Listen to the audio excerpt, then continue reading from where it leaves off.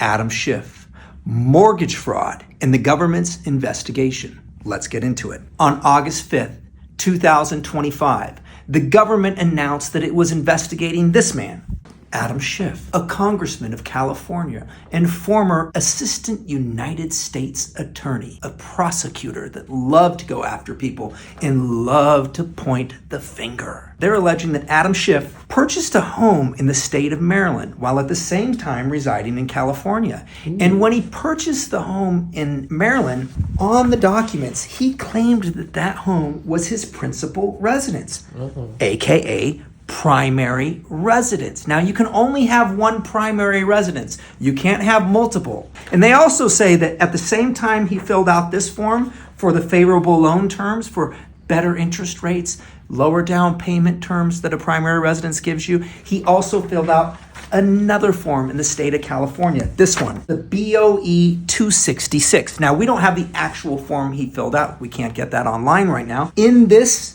form for his California residence, he claimed that the California property was his primary residence so that he got some special little tax deductions, some tax benefit. Uh-oh. Yeah, a little bit of a problem there, Adam. Now, one of the things that other people are pointing out is that he's a congressman in the state of California. It has to be his primary residence. Therefore, he could never claim Maryland was his primary residence when he's a congressman of California. Not so fast. Adam will likely point to the United States Constitution, specifically Article 1, Section 2. It does not say that the state in which you are a representative has to be your primary residence. It just says that you have to be an inhabitant of that state. So he'll likely point to this. The government's going to point to something else, something that's very powerful evidence, and that is confession evidence. And this is what he has to say. I think just about every member of Congress has a residence in their state and a residence back in D.C. since we're in session much of the week. And people make a family decision where they're going to have their kids. But our principal residence, our primary residence is in California. It always has been and always will be. Oh, always has been and always will be.